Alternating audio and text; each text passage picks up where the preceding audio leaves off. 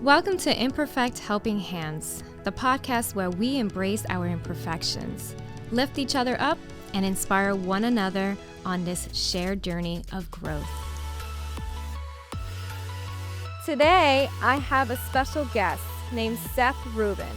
He is not only my amazing business partner for Imperfection is Beautiful, he is a great friend of mine. So, please introduce yourself, Seth. My name is Seth Rubin. I am a member of many great organizations such as 1 Million Cups, 1 Million Opportunities, as well as helping to run Friends of Pete. And I am an ambassador for Project of Easton. I also run a website called networklyhighvalley.com, as well as Bright State Energy, where I'm a senior solar advisor. Wow, those are a lot of different organizations that you're a part of. And not only you're connected with all those amazing organizations, you're also with Imperfection is Beautiful. My question is, why did you decide to be part of Imperfection is Beautiful? And, of course, the podcast, Imperfect Helping Hands. Well, when we first started doing the podcast, we decided that I was going to interview you first, and then we were going to interview me. And that would seem like such a great formula because we're the two of the main people involved with Imperfection is Beautiful, which is such a great organization in its own right, helping people realize that it's okay to have some imperfections, that it's okay to be imperfect, and also get your word out there about your artwork, your stories, the struggles you've had in your life. In addition, I could also tell people with the struggles that I've gone through in my life and use that to help strengthen them. Amazing, amazing. And thank you so much for being my first guest in Imperfect Helping Hands. Imperfection is Beautiful is all about embracing our imperfections. I spoke about my imperfections for the first episode. Now, this is your turn to speak about any imperfections that you're going through. My question here that I want to focus on is your biggest challenge that you've faced in your life. What was that? And what was it like? So the biggest challenge that I've ever faced in my life was in the end of 2021 and the beginning of 2022. My mom had to get a heart surgery that impacted the remaining years of her life. And when she got the surgery, I tried to warn her against getting the surgery because I felt as if it was not going to be beneficial to her and it was going to impact her life in a way that would change her life forever. And I was right. And when she got this surgery, it kind of changed her entire way that her body kind of circulates blood and oxygen. And she wasn't able to kind of do the things she used to do. And she got really, really sick. And when she got sick, it affected not only her circulation, but it also affected her mentally. So she ended up getting to the point where she was strong enough to go back to work. And then the only day that she was able to go back to work, or the day that she did go back to work, I should say, she ended up having a stroke-like incident that night. And she immediately went back to the hospital. And she was not able to process mentally and function mentally, which kind of kept her, I don't want to, in a condition for quite a while where she was not able to do anything normal without assistance. And she battled through that, and she was able to come back home again. And then she had a fall on the driveway. And when she fell in the driveway, she bumped her head. Oh, my. And when that happened, she had to go back to the hospital for a fourth time. And at that point, we knew that she wasn't coming back home. So at that point, she spent a long time in the hospital, and then she had to go to the nursing home, and eventually we had to put her on hospice. And when Wow. you put someone on hospice, it's kind of um, for their benefit to kind of ease their pain and make things okay for the remaining time, without them having to worry about pain and the discomfort that they were going through. From surgery, after surgery, was this like a year later she had experienced something and then it just kept It kept progressing over a year and a half.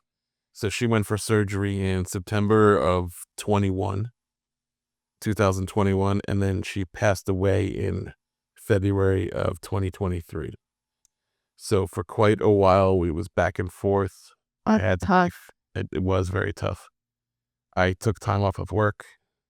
I worked a very reduced schedule to try to be there for her. I was in the hospital with her all the time. I was in the rehab facility with her all the time. I spent many days and nights with her trying to help her out. And when it came down to it, I was, the last person to see her alive. And when she passed, it affected me in such a way that I was in disarray. It kind of like hit me in stages, but it hit me very hard. And I went to a place of depression, and it affected me so much that I didn't know how to function. Mm. So life was tough. Yeah. Yeah. So, what are some things did you do to help you move forward from this? Because you struggle on this on your own, and that's so tough on losing somebody who's been so supportive and so loving to you. And now it's like you got to move on without that person. What are some things did you do to help yourself keep moving on? Well, the first thing I had to do was to get up the strength to get back to some form of work. So this way I could support myself. Mhm. I own a home, I have a car, I have bills to pay.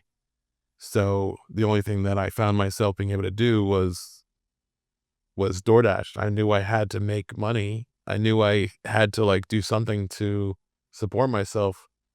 So I didn't use any of the skills that I possessed as a leader, uh, as a as a sales guy, or any kind of things that I possessed other than driving a car and dropping off food. And like, thank God for DoorDash and deliveries and things that I could do to kind of support myself, because I was not able to function. I at that point I was selling solar, and I found it very hard to like go out and work the motivation to get out there and sell solar. And I started networking a bit, but I wasn't really, excited about networking. I was mainly focused on just door dashing, and I door dash maybe like 50 hours a week just to kind of live and survive.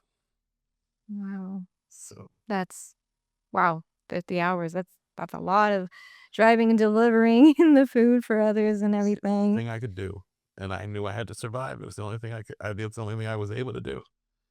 How did you get back to networking? What was something that helped you like realize that I need to get back in networking and improving my life and doing bigger, better things? So my job as a solar advisor relies solely on referrals and like face-to-face business relationships.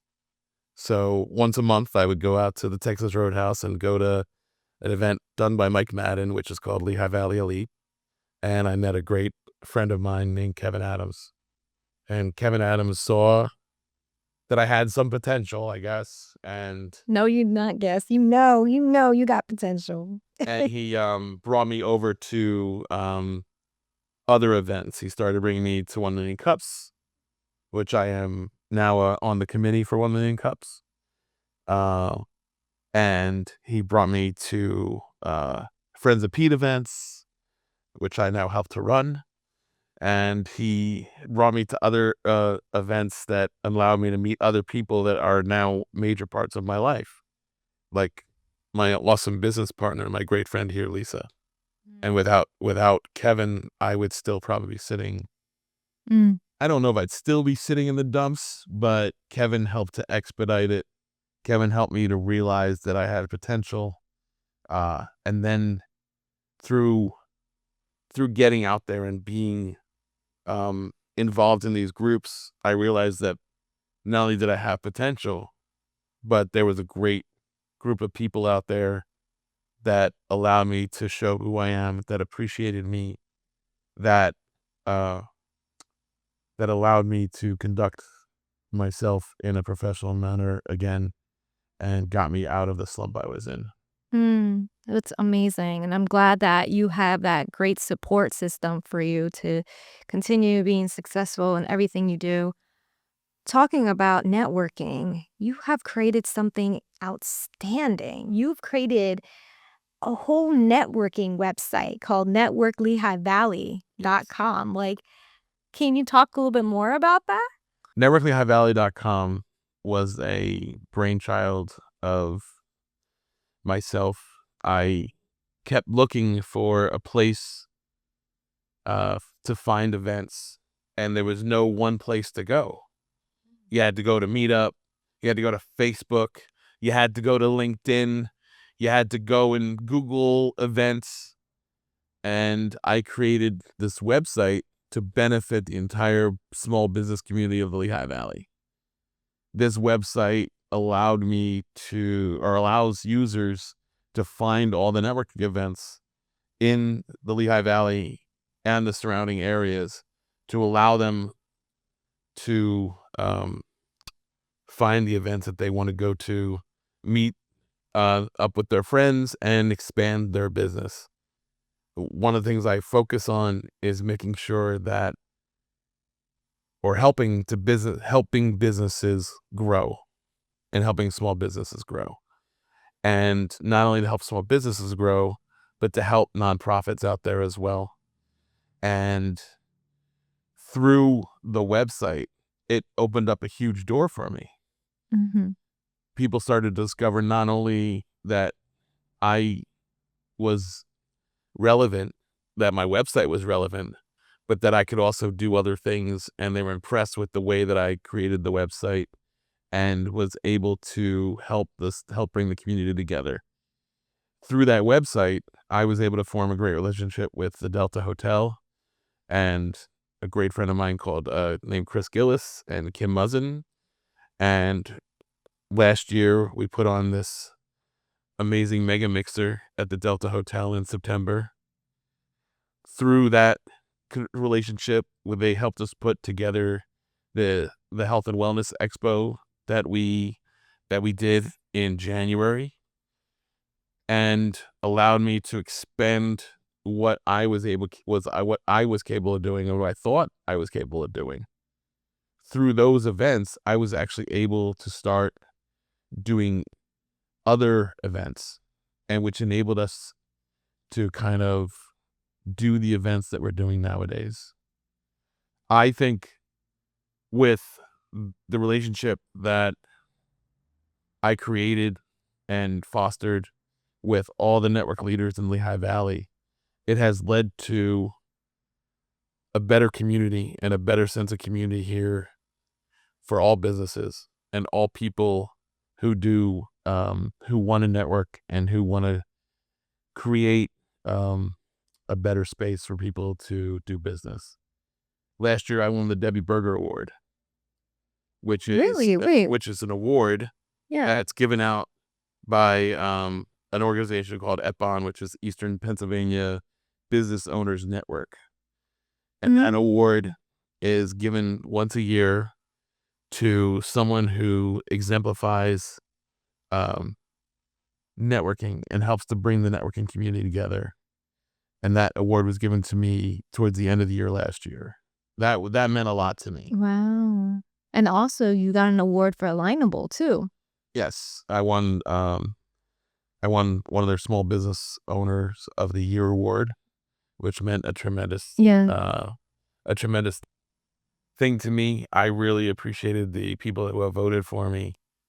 I kind of got in towards the end of the competition, and people immediately started campaigning for me and started voting for me, and I was able to accept that award, which means a tremendous amount to me from where I came from to where I am now. Getting these awards, being able to see the people that appreciate me, being able to team up with people like Lisa and Tim, who helped to run this podcast, is really really like an honor to be able to work alongside a great organization like Imperfection is Beautiful, which has such a mission to help people, Yes. and to be able to work with Lisa Mm. and put on a health and wellness expo, which helps the community, Mhm. is something that has helped me get out of the depression that I was in, Oh, and has wow. helped me reshine again. So when you say helping you get out of your depression and stuff, when you help others, does that make you feel better about yourself? It helps. Like I am my grandfather's grandson. Um, What does that mean? so my grandfather was someone who was someone who like gave his life for everyone around him. So my grandfather, sorry, No, it's okay. my grandfather made sure that everybody in the community was helped. That people that didn't have rides to the store because they lost their license because they were too old had, a ride to the doctor, or was able to get to like to and from the events they wanted to go to down in Florida. And he took his life and he made it for somebody else. So that's that was one of my major influences in my life, my grandfather. He was such an amazing man. Came to this country with nothing, like a nickel in his pocket, lived and worked the American dream to die a very wealthy man. And he was able to start off with nothing, learn a trade, start a business, become a someone who works on Navy ships, then go home and work in his business at night, then take care of his family, take care of everybody around him, and then, was able to live a very happy retirement. And with his retirement, he helped those people around him. Wow. So he influenced me so much. I love to help people. So when you ask me, does helping other people make me feel good? It doesn't know that it makes me feel good. It makes me feel alive because I'm able to live and help people. Mm. And it's not just about like helping people to make yourself feel better. It's helping people to enhance their lives, because some people can't do it all. Some people can't do the things for themselves. Yeah. So if I'm able to touch one life, two lives, three lives, I want to. I want to help people, which is why I'm involved with so many nonprofits. One of the missions of Imperfection is Beautiful, which I think is great, is to help nonprofits out there, Yes. to raise money for nonprofits. And I think the mission that Lisa and I are on, especially in the new year, and especially in going forward, is to help nonprofits out there. Because I think that Lisa and I both believe that helping people is where it should be. It yes, and now it makes sense why you're part of the Imperfection is Beautiful business. I didn't know about that with your grandfather, and I think that's beautiful that you are continuing that beautiful personality, beautiful person that we need that. We need that back, that human kindness back, and you're being that amazing mentor for the people here in the community to give back and to show kindness and love, that we all need that reminder. And Seth, you are one of a kind. I've been wanting so much help for Imperfection is Beautiful. It's been such a hard time doing this all by myself. And I noticed that when you have a dream, you need to have a team, and it's not just one person. So after listening to your story about your grandfather and how it inspired you to be the man you are today, made so much sense on why you're part of this beautiful imperfect journey of mine, and we're making it such a way bigger than I imagined. I just thought it's just gonna be a little winky dinky, little business, just starting out, but you being there, you making things happen for this podcast is happening because of you. The health and wellness expo is happening because of you. The runway show, everything has been so amazing having this journey with you, and I can't thank you enough. I really can't. And I'm so glad that you're part of this. So I'm just speechless with that. So I'm very happy to be part of it. thank you. Yes, yes. Thank you so much tonight. You're very welcome. I I saw when I met you, and I met you at a event for AIM, Yes. and I walked up to your booth. It was the end of the event, and I walked up to your booth because I was wrapped up in a conversation in a different part of the building, and I walked up to you, and you were starting to pack up, and I said, "Hi, I'm Seth. What exactly do you do?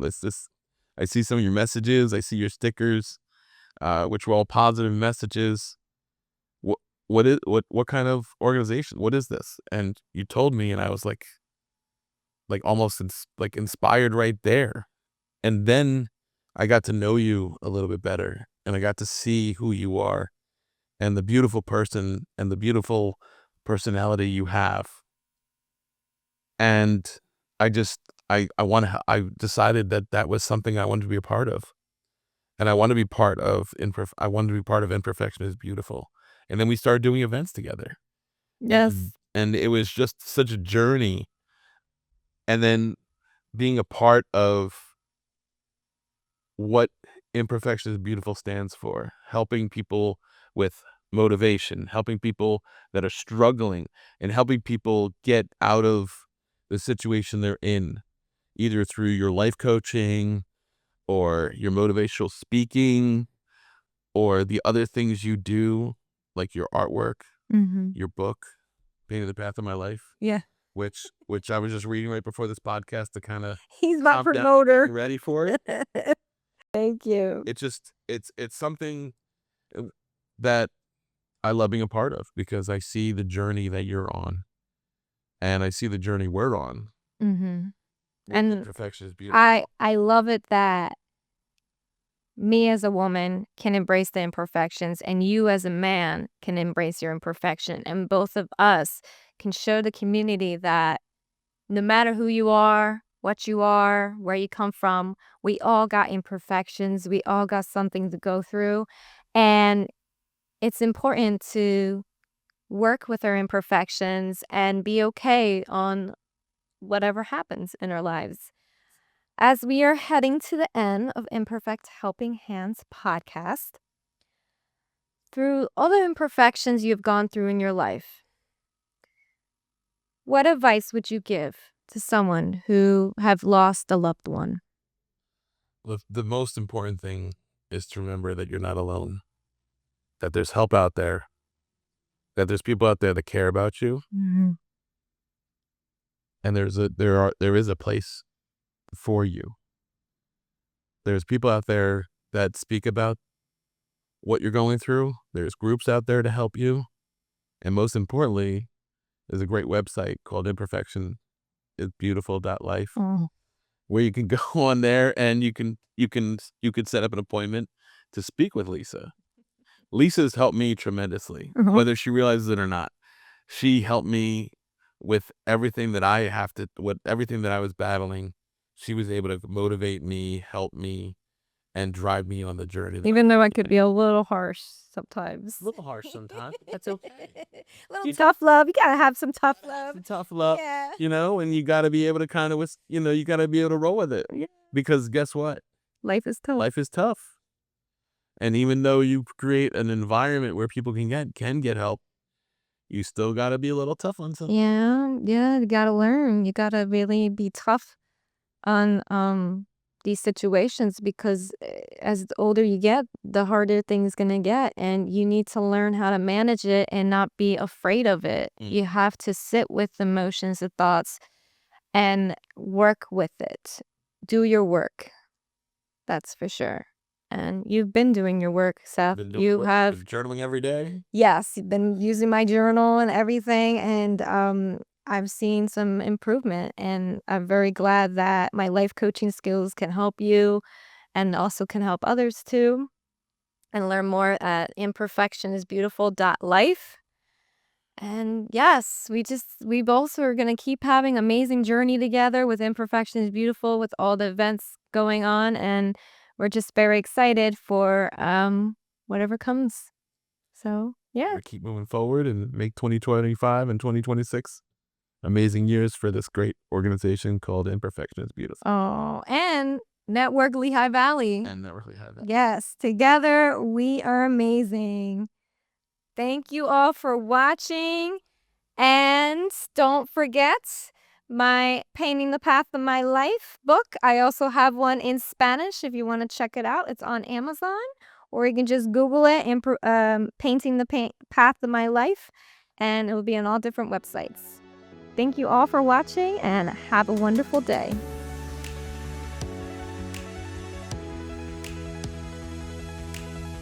Thank you for tuning into Imperfect Helping Hands. Remember, it's our imperfection that makes us stronger. Let's continue to support, motivate, and grow together.